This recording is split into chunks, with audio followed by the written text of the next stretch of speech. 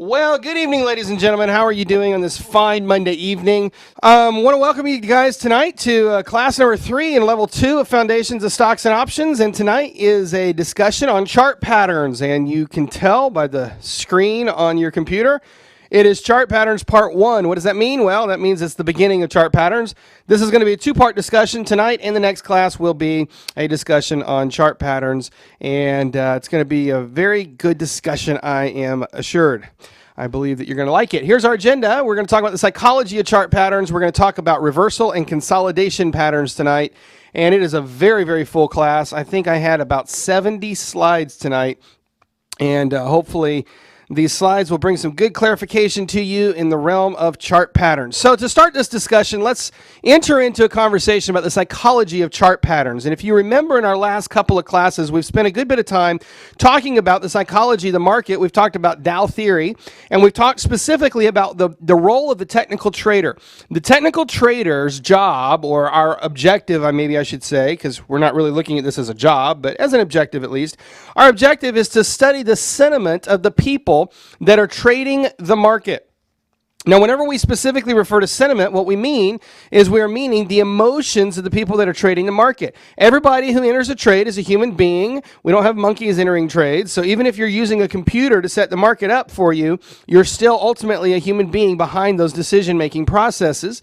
So every human being obviously is going to have emotion built into their natural psyche, and that's what we refer to as the sentiment of the people trading the market. So everybody who's a market participant participates in the sentiment. It's really, really difficult to not be a participant. Even people who've been trading the market for years successfully and feel like they are no longer market participants, if they're participating, they are part of the market sentiment as a general overall view of the market. And as a technical trader, that's what we're studying.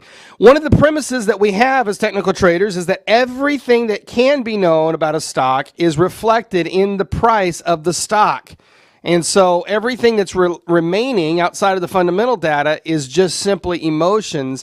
That's the only additional factors besides fundamental data that can change the price of a stock. And ultimately, it is the emotion that we're really studying, of course, in the market. What technical analysis allows us to do is it allows us to chart that human behavior and to analyze what's going on in the market. And of course, the concepts that we're building upon are those concepts of support and resistance. Support and resistance are the location where the buyers and the sellers shift their perspectives about what they expect to happen in the market. Support and resistance occur simply because of the change in supply and demand and ultimately the balance of the buyers and sellers. And of course, we've asked the question, can you actually have more buyers than sellers? And technically speaking, the answer is no, you cannot have more buyers than sellers. Instead, what happens is you have more people that are anxious to buy, and the market maker must go out and literally make the market. So technically, since we can't have more buyers than sellers, the market maker is forced to move the price to make the market,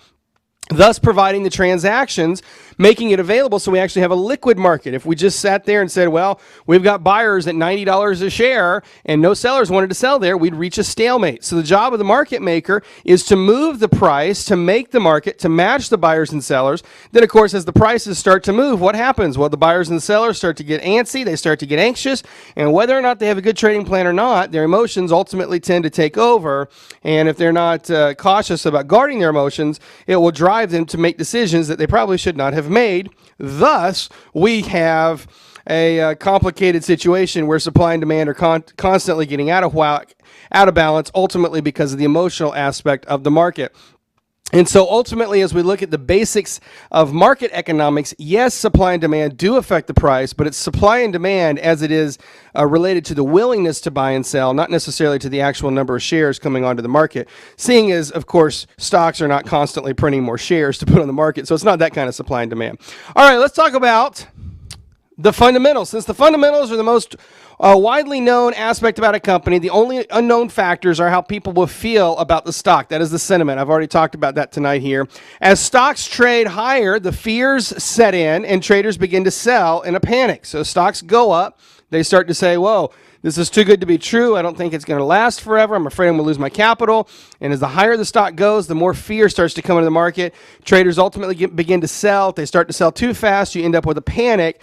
As people see the price tumbling, they say, oh, I better get out of here.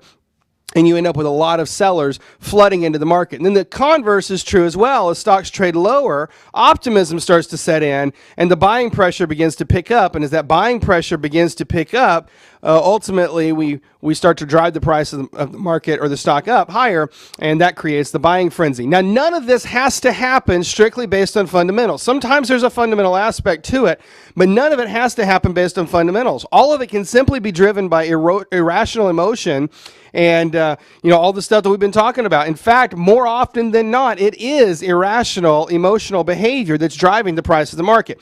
That's not to say that fundamentals never affect the market. I really want you guys to understand my position on this. I'm not one that will say that fundamentals don't affect the market. They definitely affect it. However, that fundamental information is factored in so quickly that it's not really worth trying to do your own calculations for it, because it happens before you can ever get to it. So that's why I focus on the technicals, because the technicals are the only form of analysis that give us immediate feedback as to the emotional decisions and the emotional behavior of the people that are trading the market. So how does all this play into chart patterns, and where does it lead us from here? Well, chart patterns are simply patterns of behavior which form during market transitions or transitions of market sentiment. In order for a market to move from bullish to bearish or from bearish to bullish, we must have a transition of market sentiment. In other words, if to begin with we were extremely bullish and suddenly we start to turn around and go bearish, what happened? All the market sentiment that was extremely bullish, thus justifying that bullish run, has turned into bearish sentiment, and now that bearish sentiment is starting to drive the market down. Well, what happens during that transition? Most of the time, the transition does not happen instantly.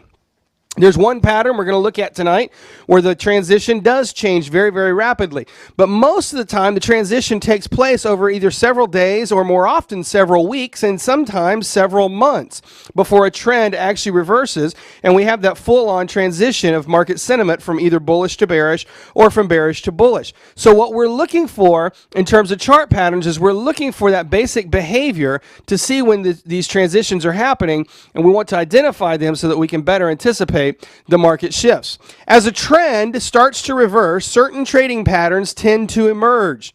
And then when a trend is about to continue, certain trading patterns start to emerge. So either way, when you start to have movement in the market, there's more often than not some type of a trading pattern. They're not always the most identifiable, but most of the time there is some type of market sentiment that's revealing some sort of a pattern to behavior. And of course, what that's going to do is it's going to give us great insight into the future stock movement as we start to trade forward. So take a look at this picture, and you see my big question here. What is the market sentiment here? Well, think through this trade here with Sears and notice that we had traded rather bullish here. We'd gone up from about $65 in a period of 2 or 3 months here all the way up to $95. So that's about a $30 per share price. And then over the course of several months, we had dwindled all the way back down here to the $55 range. Now look at this sentiment. As the market sold off into about $53, $54 a share here, the bullishness came in. Now, as the bullishness came in, what are the market participants thinking right here? Where I just drawn my arrow, are the market participants thinking, gosh, this thing's going to run up to $65 or to $95? No, they're thinking, man, we just sold off from $95. Yeah, I see that we've bounced a little bit, but I don't think I'm comfortable going with this. And so the selling pressure resumes, driving us back down. But just as soon as we get back down to this support level, right around $53, $54 a share, what is the sentiment that kicks in? Well, it's that bullish optimism. And the bullish optimism is the opposite. It doesn't say, gosh, we just sold off from $95, but rather the bullish optimism says, look at this stock. 6 months ago, it was $95 a share. It's trading for only $53 a share right now. Gosh, I'm stupid to not get in. And so the buying pressure starts to build up here, and it says, yeah, let's jump in. This stock's on a great discount. So sure enough, once again, it runs up, and as we get up here to about $60, $65 a share, what happens? Those bears come roaring again, and they say, no, we're not going to run higher. No, this thing is going down. It's been going down for months. And so the bearishness comes rushing back in, driving the market down. But we get back down to that support level, about $53, $54 a share. The bullishness comes in and says, hey, look at this stock. It's back down to $53, $54 a share. This is a great deal. And the bullishness comes in, and ultimately it overtakes the bearishness, and the trend has reversed. Now, the psychology of what I just tried to explain to you there is literally what's happening in the market, whether it's conscious or whether it's unconscious, whether the individual trader knows that's what they're doing or not. That is the behavior that is being revealed. And the interesting thing about market behavior and behavioral finance is the larger the cross-section of individuals participating, the more accurate the behavioral patterns are going to be. In other words, if you have a penny stock that has very, very low liquidity, meaning there's not a lot of people trading it, you may not have very clear-cut patterns. But then you get a stock like Apple Computer that has millions of shares that are being traded every day, and you have a lot of people that look at it. Well, all those individuals, they start to become part of the conglomerate, part of the masses, and the larger the cross-section of individuals participating, the more identifiable and the more predictable the human behavior starts to become. That's why I often say to you guys that you need to trade stocks that have high liquidity. You don't want to trade stocks that only have a few hundred shares that trade a day. You're not going to get good pattern of behavior. You really don't want a stock that's trading a few thousand shares. You want to have at least several hundred thousand and probably several million shares a day that are being traded with the individual shares or the individual stocks, because that way you're going to get a much greater cross-section of trading behavior. You'll be able to better see what the traders are thinking about the stock, and you'll be able to have more predictable market behavior for you to build your charts around and to trade off of. Now that we've looked at this pattern, and I've tried to bridge that gap between the last couple of classes where we talked about trader psychology. Do you guys understand what's occurring in this location? Do you see how the selling pressure obviously drove us down? The bearishness was there, but as we hit a support level, whether it be because people are looking at it and historically they say, oh, that was a good price point, or whether it's just the fact that they're saying, hey, seems like the stock's selling at a great discount, I think I'm going to start buying. For whatever reason, the buying starts to begin down here in this $53, $54, $55 a share range, and it stops the price of the stock from going down. And then as the stock stops from falling, what happens? We get into this consolidation, literally, between the buyers and the sellers, where the buyers and the sellers are shaking it out. And you have buying pressure that says, no, we're going to drive it up. You have selling pressure that says, no, we're going to run it down. And then as this whole thing shakes out, eventually someone's got to win. Well, during this whole shakeout right here, this is a chart pattern. In fact, this particular pattern is one that we're going to look at later tonight. This is called a triple bottom. And this is what it looks like right here. I just drew it out for you in my example, and then I've just drawn it out for you again. It's called a triple bottom. This is a very, very solid chart pattern. And here's the thing about this pattern. I don't have the hard statistic in front of me, but it's going to be in the 85 to 90% of the time when you see this pattern, it turns into a bullish reversal if it's a triple bottom. In the case of a triple top, it turns into a bearish reversal. That is powerful information to know going into the market. Understanding whenever you look at the market, you technically only have about a 33% chance of making an accurate pick, knowing that the market could go up, it could go down, or it could go sideways. So if you know the market can only go three directions and you got to pick one of them, technically the odds are not in your favor. The odds are 2-1 against you, 66 against 33. Well, whenever you get a chart pattern like this and it's happening in a support zone and you've got three that have run into that support and it starts to turn around and that pattern breaks out, that is one of those confirmations that says, hey, the odds are in your favor. So that's what the study of chart patterns that we're going to be looking at tonight is all about. Putting more odds in your favor so that whenever you're looking at your trades, whenever you start to make your ultimate trading decisions, you've looked at the data and you say, based on this trading behavior, it looks like, it appears that this stock is about to move in my direction. I think I'm going to place the trade as thus. And that's ultimately what the breakdown of chart patterns are all about. Okay, so let's get in here and let's identify and start learning about these patterns in a little bit more detail. Patterns are ultimately what we would refer to as short-term support and resistance. What do I mean by that? Well, as you can see in this picture right here, I'm only connecting 3 points and they're right next to each other. We're not spacing these 3 points out over 5 years of trading data. These are just really short term. It's just, right in the immediate here. And you can also draw another line on here, not just across the bottom as a support, but you can draw a line right across the top as a bit of a resistance somewhere right along in here. Now, technically, you could draw it right in here, and technically you could say, well, I got a really, really high right in here. So all of this range could become a zone, a resistance zone, if you will, but you get the idea that inside this little space, we've got a ping pong ball going back and forth. We got buyers down here at 53. We got sellers up here at 60, and they're just pinging and ponging back and forth. And eventually, it has to break out. It has to go one way or the other eventually. It can't stay like this forever. It can stay like that for a while, but it can't stay like that forever. When we have that break, that is the identification of that sentiment shift. You see, in this particular example that I gave you, we saw the market selling off as we ran into that support and we tried it 3 times. The bulls were saying, no more. You cannot keep driving this stock down. You keep driving it down.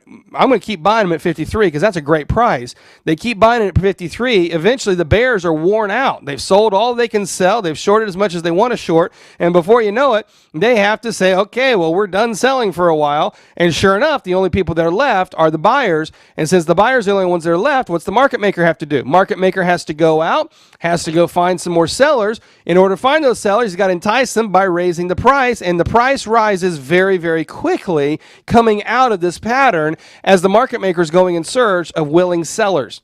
And so what's happened here is the tipping point, if you will. If you can imagine that you've got like a little balance beam across the tipping point here. And what's happened is, if we had the bulls on one side and we had the bears on the other side over here, what's going to happen is one of them is eventually going to win. And as the bulls finally win here, what happens? Boom, we just start to, the bears fly off. And it's like a little teeter-totter, right? And so as the sentiment hits that tipping point and shifts, what it does is it gives us that confirmation of the pattern, number one. Number two, it gives us a probability for the direction of the trade. All right, so let's break in here and let's talk about how these things function. I've already mentioned it tonight. Technically, any pattern is a consolidation of price action. And one of the things that you're going to find if you study a lot of technical analysis, if all you study is what I teach you, then you won't get confused. But if you study a lot of technical analysis, you'll get confused because a lot of times various technicians will say the same vocabulary in a different situation. I try really hard to keep it, somewhat standardized as much as I can, but the reality is, one great technician might call it what I call a continuation pattern. They might call it a consolidation. And what I would call a consolidation pattern, I've seen them call them reversals. And why this happens, I don't know why they get so confused sometimes. It's not that they're right or wrong. Ultimately, we're all talking about the same thing. When a stock moves from a trend into a sideways movement, whether it be a long-term sideways movement or a short-term, let's say that a stock has run up and then we get into a long-term sideways movement. That is a consolidation period, and it's consolidating the prices. Or let's just say that a stock runs up and then it hits a little resistance area, it goes sideways for a week, and then it continues. Well, that also technically is a consolidation. It's just very, very short term. And so I have a different name for that pattern, and we're going to learn about those when we talk about continuation patterns coming up in the next class. But what I want to let you know tonight is, technically speaking, from a pure functional standpoint, what's happening when a stock creates a pattern is it is a type of a consolidation of the price action, meaning the buyers and the sellers are shaking each other out. We're getting to that tipping point where the buyers and the sellers are shifting direction. Now, where do you think these consolidations are going to happen? Any ideas? Based on what you've learned from me already, where do you think it's going to happen? The answer would be, thank you, Lauren was the first to write it in. The answer is pivot points. You're totally correct. Pivot points. That's why they're so important. That's why we talk about them all the time. Pivot points are the location where consolidations will happen. Is that a logical place? It's a freaking logical place. It's obvious. It's so obvious that the only people that don't see it are people that don't want to believe. It's kind of like, what was that show? It's like the X-Files. Do you believe? All right, so certain patterns that we're going to look at tonight lead ultimately to what we would refer to as a trend reversal. And we call those reversal patterns. And then certain patterns lead to what we call, or what we would refer to as, a neutral trade setup. So we're going to look at these two types of patterns tonight. There's a third classification that we'll look at in the next class that I'm going to refer to as continuation patterns. And more often than not, when we look at those patterns, they lead into the trend, the previous trend, continuing in the preceding direction. Ultimately, all patterns give us a way to anticipate future price movement, and that's the reason we want to study them. That's the reason we want to understand what's going on. I just alluded to it, but there's three classifications of patterns. There are reversal patterns, consolidation patterns, and continuation patterns.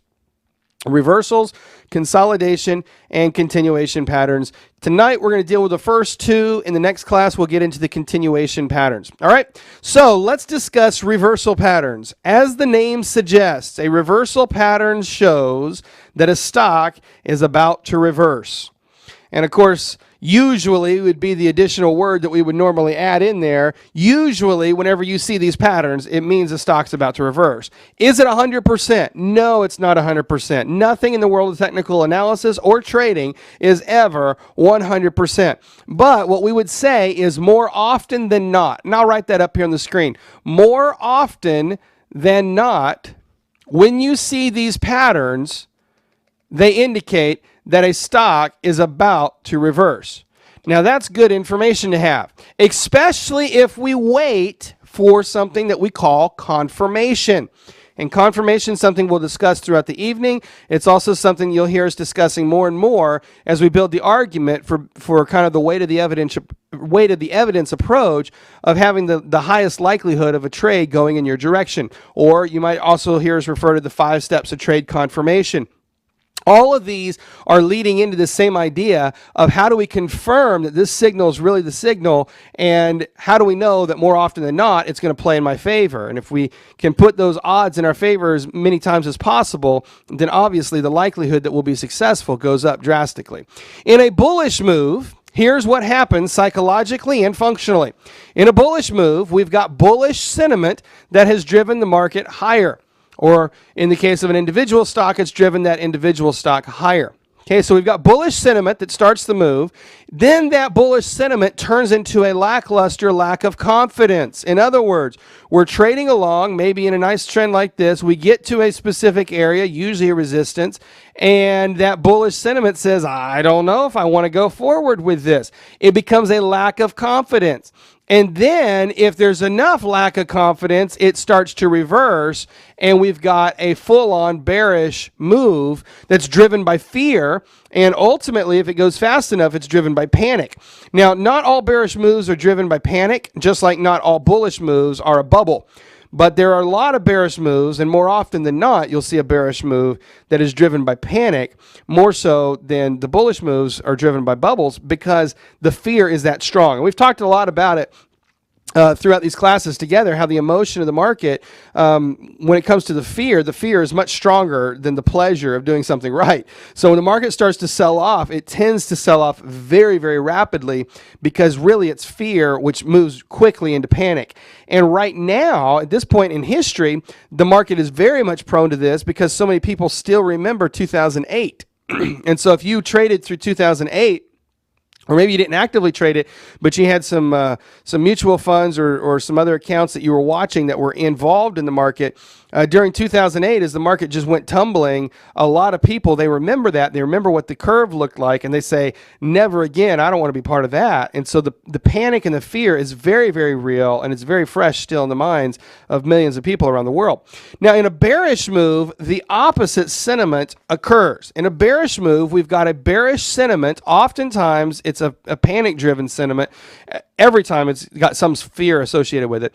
But we've got a bearish sentiment that turns into hope. And so, again, what we see is we see a slowing in that sell-off as we find some support. And oftentimes, the bearish move will last a lot longer in the transition coming back up into a bullish move. Bullish moves are very happy to give way. Bullish moves, they don't like to spend a whole lot of time trading very high and then crash. It's kind of like when you get a stock that runs up, it runs up, it hits a peak, it tries it another 2 or 3 times, and then if it can't keep going, the traders say, no, that's it. They sell, they take their profits, market comes showering down. In the case of a bearish move, you generally find a support area, and sometimes it turns right around and goes bullish, but usually it's going to stabilize a little bit more. Of course, we learned about this a few classes ago when we talked about Dow theory. We called that an accumulation period, and we'll look at several of those tonight and what accumulation periods look like. All right, so in a bearish move, we've got bearish sentiment. The bearish sentiment's turning into hope. Ultimately, that hope turns into buying optimism. And as the buying optimism comes flooding in, what happens? The market starts to run up again, and we have a full-on bullish sentiment that floods into the market. So do you guys see how the psychology and how the shift of sentiment is taking place in the market? We start off with a selling pattern, or a buying pattern, excuse me, running up into a bullish market. As that bullish market starts to lose confidence, the bearishness comes in, the fear sets in. Ultimately, that leads to a panic. As the panic kicks in, the market turns into a bearish sentiment, driving it down, and then hope starts to take over. Hope slows the sell-off, and then as the sell-off starts to turn into optimism, we get a buying optimism. The buying starts to kick in, market reverses, and usually right at the end, we get what we would call some sort of an exhaustion move or a buying frenzy. That's kind of one of those little last-minute bubbles there, but that's kind of for another discussion. All right, let's talk about the first type of a pattern. The first pattern I want to discuss with you tonight is what we refer to as a V-top and a V-bottom. These are two different patterns, but it's the same pattern. That's why I teach them together. The V-top is going to be in a bullish market turning down, and a V-bottom is going to be in a bearish market turning bullish. All of the V patterns have the same qualifications. They are the result of a sudden change in market direction. Just like the illustration illustrates, we hit a peak and we turn on a dime.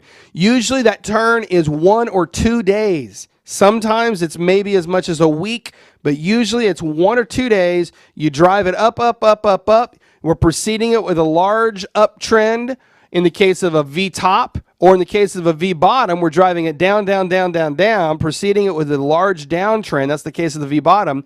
And in 1 or 2 days, it's going to reverse. And then what's going to happen is just as fast as the stock ran up or sold off, it's going to reverse, and we're going to have the opposite trend in the opposite direction, and it's going to erase the entire previous trend. It's not always 100%, but very often it's a 100% of the previous trend that gets erased. So, just theoretically speaking here, from a theoretical model, you're trading up, you hit a peak, boom, and it just reverses. Or you're trading down, you hit a valley, and boom, it just reverses. And you can see the formation, it's a V. Okay, now in practice, here's what they often look like. Here's a great little V-top right here. You can see how fast this stock sold, how fast it ran up. We actually had a little bit of a move down here from 46 up to about 52. We had a small shakeout here, a little bit of one of those little, buying and selling, mixing it up. Finally, the buyers drove the market all the way up in a really fast frenzy. And you can see it only took us about a month to move from $48 a share all the way up to $64. And we peaked on the first day that we got a black candle. And so later, when you learn next week about candlestick patterns, you'll learn this is a candlestick formation as well. But we literally gapped up, made the high for the move, and that was it. And the market turned around, or this, in the case of this, it was an individual stock, turned around and it went plunging down, and just as fast, in fact, faster than it had run up, it sold off. This entire move was erased in a period of 1, 2, 3, 4, 5 days. It took us a month to get there. It took us 5 days to sell it off. That is a classic V-top. Okay, now, if you want to see where the V comes from, let's just highlight it, and you can see very clearly. See it right there? We're just going to, a lot of times with patterns, people want them to be nice, clear, concise, and they're not always exactly perfect. So we draw through them, and if you got a generalized movement that looks like the pattern, that's going to qualify for your pattern. Now, in this case, we've got a V-bottom. Okay, this is one of those where people might think that the pattern did not exist because they look at it and they say, well, look at all this consolidation leading into it. But again, it's one of those cases where you just draw through it. There's your V, and you can see what happened here. Again, it took us about a month to sell it off, and it took us about a month to jump right out of there. And again, the bottom of that move was the low. And it was the first day that the bullishness came back in there, is what I was trying to say there. The low of that move was the first day the bullishness came in. You see that white candle? We gapped down again. You're going to learn this is called a bullish piercing candlestick. That is a reversal pattern in terms of candles. It also paired up with a reversal in terms of the chart pattern. Okay, now the challenge of the V-top and the V-bottom is that it happens so fast. The sentiment literally changes instantly, and we have a 100% reversal. In other words, there's no second guessing this reversal. And because the move is so fast, and you saw it, I mean, the first one was 5 days and it gave back 100% of the gain. The second one was, a couple of weeks and it was way too late to get in. Because it happens so fast, it's very difficult to get into the trade and it's very difficult to predict it. So why in the world would I tell you about this pattern if it's so difficult? Well, number one, you need to know what it is so that if you see it, you'll at least know what just happened, because they do happen. They're not every move, but they do happen. And it's more often than people want to admit that they happen. So, the first reason you need to learn it is so that you can identify it. Secondly, watch after the reversal. What's going to happen is very often you're going to have either some other indicators that give you the opportunity to confirm the reversal. So, maybe on the third or fourth day, you can still jump in and catch part of the move. Or also what you'll often have happen in a V-top or a V-bottom is, especially in the V-tops it happens, it'll sell off, and then you'll have a very big rush back in for buying pressure, and then it will continue. Now, this, the way I drew this looks like the next pattern I'm going to teach you, but it's not a double top. This is a totally different. It's just a very, very fast buying frenzy that comes in. That gives you the opportunity to short again, and oftentimes there will be a rebound of some sort that you can jump into and still catch part of the move. Anyway, bottom line, most of the time, you're going to miss most of the trend that happens with a V-top and bottom, but you still need to know what it is so that when you see it, you'll know what just happened. You can at least explain it away. By the way, this is the reason you use stops. You're trading a nice trend. You got a nice profit. You want to make sure you keep it. You don't want a V-top or bottom to happen to you. Another reason that you use stops, right? All right, let's talk about the next pattern, which is called the double top and the double bottom. And what happens with the double top and bottom is the stock's going to hit the resistance on the top, or in the case of the double bottom, it's going to hit the support. It's going to run into it. It's going to retrace in the opposite direction for a little bit, and then it's going to have a second attempt to continue the trend. When the second attempt fails to continue, we end up with a stock that is getting into a reversal. Take a look at this theoretical picture here, and then we'll look at some real ones here. So the stock's running up. This is the case of a double top right here. Stock's running up. It hits a resistance of some sort, or maybe it's a new high, but for whatever reason, selling pressure comes in. It tries to retrace, and it tries it again. And on the second attempt, it cannot push higher and make a higher high. When you've got that reality and it comes back down, you've got a double top. Now, one way that we remember these double tops, it looks like a letter, and that letter is M. And one thing you can remember about an M is it stands for murder. And if you've got murder, you're coming down, right? So that's bad. You don't want to go down with murder. So that's one way that you can remember the double top. It's a bearish reversal pattern. When you see it, it indicates that the preceding trend is done and it's reversing into a bearish situation. Now, the opposite of that is the double bottom. Again, we'll sell off into that support level. We'll have a retracement or a bounce here. It will try again to sell off, but support's holding strong, and eventually those buying pressure comes back in, and the thing reverses. You're going to notice this one looks like a W. We remember that by saying it's a W for winner, meaning that this trade's about to go higher. Okay, now let's look at a couple of real-world examples of these double bottoms.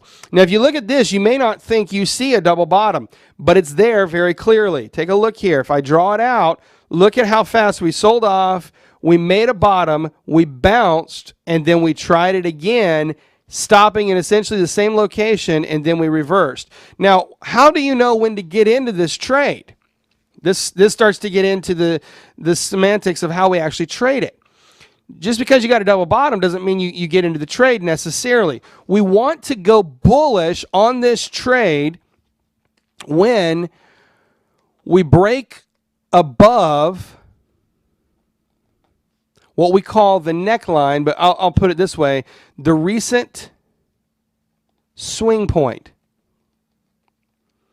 And so the recent swing point would be this spot right here. It's the peak of the W. That becomes your trigger to go bullish. Okay? And so what's happened here is we've sold off. The bears have sold us off. Notice that we preceded this with a good-sized trend over here. Okay, so we had a trend. We sold it off. We hit a support. We bounced. We tried it again. It didn't hold, or it held. And then we bounced again. And when we broke through that swing point, that's going to be our trigger to go bullish. And of course, you can see that the trend followed. Okay, so that becomes your double bottom trend reversal.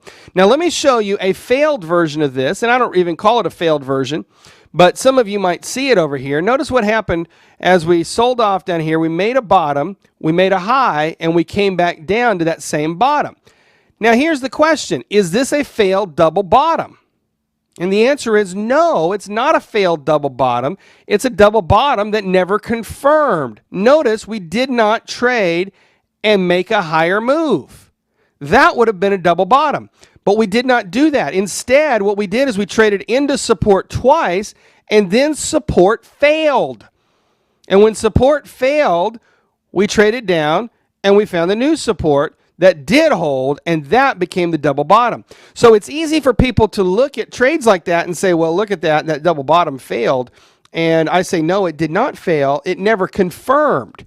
Realize that if this one over here on the left was going to actually be a double bottom, we would have needed to trade above this swing point. That is your confirmation. And this is a point that I just cannot make enough about chart patterns. The number one reason people do not implement chart patterns accurately and they don't make the money with them that they could make is because they anticipate the pattern rather than waiting for confirmation. And so what will happen is a trader would look at this pattern as it was being created and say, wow, we hit support twice, this must be a double bottom, and they might buy down here. And as they're buying down here, the trade reverses and they say, well, that double bottom failed. No, it did not. It was never a double bottom. In fact, you're going to learn in just a minute that this would have been another pattern that I actually would call a triangle, a descending triangle. We'll look at that in just a moment. But what I wanted to point out here in terms of the pattern itself is this double bottom on the bottom right corner here is a true double bottom because it actually confirmed and broke through that first swing point that became the turning point right there. That becomes your confirmation. Okay? Now, next question that comes in is when would we know where to put our stop? And generally speaking, on a move like that, the first most obvious place is to put it at the most recent swing low point down here. Okay? However, you don't want to stay down there forever. I would not set it super, super tight to begin with. I would put it down here or somewhere in the middle, maybe $67, $68, give it a little bit of room here, because oftentimes what will happen is it'll come out and it'll retest that and then it will continue. So you don't want to set it too tight. But once you've gotten going just a little bit here, I would move your stops right up in through here and just keep moving them up with your trend, usually setting your stops in line with your moving averages or something similar to that. Okay? Does that make sense? All right. Now, let's look at the opposite of the double bottom. This is the double top. Now, do you guys see the double top? How many of you actually see it? This is another reason that people fail to understand chart patterns is they don't necessarily recognize them. Okay? So some of you are looking at this and you're saying, I see a double top right here. But that's not the double top. The double top came in right over here. Notice the time frame difference. A double top's normally not going to spread over 3 or 4 months. I mean, theoretically it could. It would look like a double top on a weekly chart, though, not on a daily chart. These are daily charts here. And a typical double top is going to look something like that right there. It's not going to have a massive retracement. This is a pretty good size retracement here over here on the left. The first one was not, or the second one here is not a massive retracement. It's a small little retracement, and then it reverses. Now, I can go with you and say we had a small double top over here. I can definitely agree with you there, but it was not like this one over here on the right, where it's set up as a really nice, good-sized double top, and then again, it broke below. In this case, it breaks below that swing point. This becomes your confirmation. Okay, and so once it breaks below, that's your confirmation to go bearish, and that's your confirmation that the trend is reversing. And then you can initially set your stop right up at the first swing at high up here, the first swing high, but then you can lower your stop as it's going along. There's another thing that happens with that confirmation, and if you were to draw a trend line through here, you would notice that somewhere right around in here, not only are you breaking through the the double top, you're also breaking through the trend line. And if you had a trend line drawn, and let's say your trend line came just a little bit shy of your neckline for your double top, then you probably would set your entry down here just to make sure. That would be the extra safety. But from a pure technical standpoint, from a pure classical viewpoint of the chart patterns, you can enter it anytime you close below or move below that first swing low that you've got there. All right, makes sense. That is the double top and the double bottom. These are similar patterns. They're just going to happen at the opposite side of the trend. Double top preceded obviously by a good strong trend up. Double bottom preceded by a good strong trend down. Now here's what the sentiment implications are. The double top and double bottom obviously shows a weakened or a weakening trend. The second attempt to continue the trend has a failure, and that shows the initial sentiment shift. This is one of the most common patterns that you're going to find in the market. It's very, very common. We see them all over the place. They happen on multiple time scales. You can see them on a daily chart. You can see them on a weekly chart. You can see them on an intraday chart. They're very, very easy to spot, and frankly, they're quite easy to trade. So the double tops and double bottoms, very, very strong patterns. Again, your entry, you're going to use the first retracement thing we refer to as the neckline. That will be your entry point. Look for an increased volume on the breakout. That helps. Just so you can have a better visual, the entry, again, that would be the swing point right there that you would use as the entry on both of these trades. Okay? Double top and double bottom. Now, let's complicate this just a slight bit more, and we're going to add one more to it. Instead of having a double top, we're going to have a triple top and a triple bottom. And you can look at this, and you can see it's pretty much just like the double top, but it's going to have three tops in the case of the triple top, three valleys in the case of the triple bottom. This is a very, very strong pattern. It indicates that the preceding trend cannot push through the resistance or break below the current support. And as long as that line is holding, there's a really, really good chance that this trade is going to turn into a reversal. You can look at it here. It's kind of like an extended M or an extended W. Very, very strong pattern. Now, I've got two triple tops I want to point out to you here. One of the things I really want to emphasize to you guys is the fact that a textbook triple top or double top is going to look very perfect. In the real world, they oftentimes have a lot of additional noise because what's happening, as I've already said tonight, is the sentiment is shaking out. As the bulls drive this trade up, there was a lot of bullish sentiment that suddenly ended, and the bears said, no, we've gone too far, sell, sell, sell. Or maybe it was the bulls who said, hey, sell, sell, sell, I want to take some profit. And then as they took the profit, some of them said, oh, wow, just a week ago we were at $34 a share. I think it's a good buy. And they run it back up again. But then people say, oh, I wanted to sell at $34 last week and I didn't get the opportunity. I'm going to sell this week. And so you have all this buying and selling pressure. And before you know it, you've completed three peaks that run up essentially into the same location, right around $34 a share. And you've got two valleys now that create a new line of support, short-term support, again, happening right here around $32 a share. That becomes the trigger. Now, in this particular case, we had an interesting breakdown. Once this third peak came down, it tested it. We actually made a fourth peak, technically, right here, but it was a lower high. So what would happen, in a triple top, they need to be roughly the same high. In this particular case, we have a lower high. So that was the beginning of the trend, even though the triple top had not broken down yet. And then when it did break down, that was the initial break right here, around $32.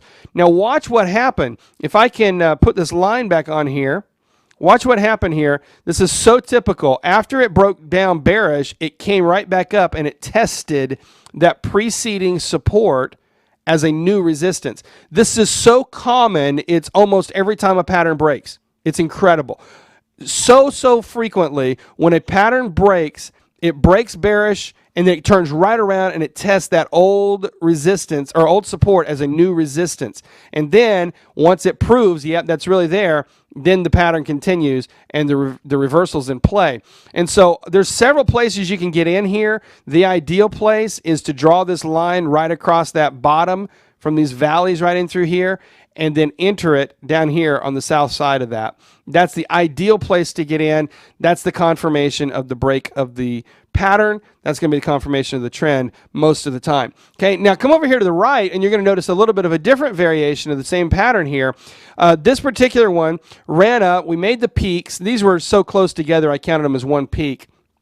We sold off. You're going to notice if I draw a line through here, the top lines are actually leaning downward just a little bit. It's still a triple top, though. It's just kind of a leaning triple top. You can see the formation here. It's a pretty tight pattern, to be completely honest. When I say tight, you know, it's just kind of up and down and up and down. This one over here on the left side, this middle peak was like a whole month worth of transaction at that middle peak. Whereas this one over here on the right side, you just had a couple days there. It turned right back around. And when this one broke bearish, it just went. You know, we didn't even have a retesting here. Just, you know, triple top, reversed, and it's gone. These are fairly common, less common than the double tops, but much stronger. I mean, whenever you have a triple top or a triple bottom, it's a very, very strong. Why do you think the triple top is so strong? Any idea? The triple top is so strong because we keep running into resistance. And resistance is that price point where, you know, the traders say, nope, I've run up too high. Nope, I've run up too high. Let's reverse this thing. And the sellers keep coming in there, in this case at $37 a share. You say, well, why did they do that? It doesn't matter why they did it.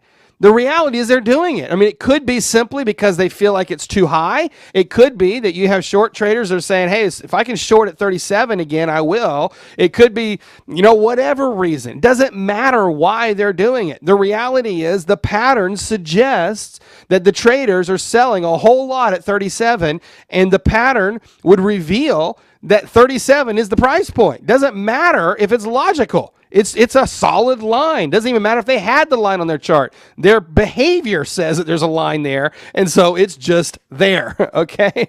So that would be the triple top. Now, the triple bottom, very, very similar. This particular one's a little bit unique. I'll explain it to you in a minute here, but look at the formation here. Here's your three bottoms, 1, 2, 3. Now, the uniqueness of this particular one, and again, this is real world. You know, in the real world, it's never perfectly textbook.